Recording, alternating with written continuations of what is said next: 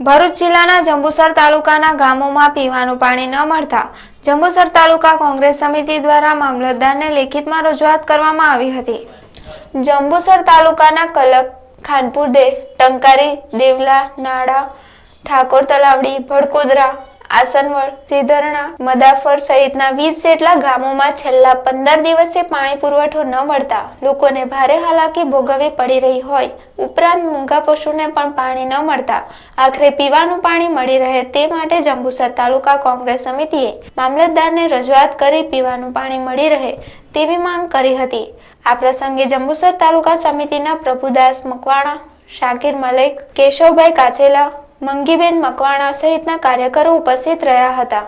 ટેન્કરો દ્વારા જે પાણી પૂરું પાડવામાં આવે છે એ પૂરતું મળતું નથી અને પાણીના સોર્સ સરકારે નવા ઊભા કરવા જોઈએ। તાકીદે આ ગામડાની અંદર ખાનપુર, દેવલા, નાળા, ભડકોદરા, માલપુર વગેરે ગામોની અંદર બિલકુલ પાણી મળતું નથી। વારંવાર સરકારમાં રજૂઆતો કરવા છતાં 3 મહિના પહેલાં અમે અગાઉ પણ એક આવેદનપત્ર આપેલું છતાં પણ કોઈ પરિણામ આવ્યું નથી। ભાજપની આ સરકારને પ્રજાની કંઈ જ પડી નથી અને કોઈ પણ જાતના લોકોના પ્રશ્નો ઉકેલાતા નથી। પાણીનો પ્રશ્ન યથાવત છે અને મોટી મોટી ગુણબાંગો પુકારવામાં આવે છે કે અચ્છે દિન આ ગયે, તો અચ્છે દિન कैसे आएंगे, कब आएंगे? આજે પાણી તળવળે છે ને ગુજરાતના મુખ્યમંત્રી જો આ વ્યવસ્થા કરી શકે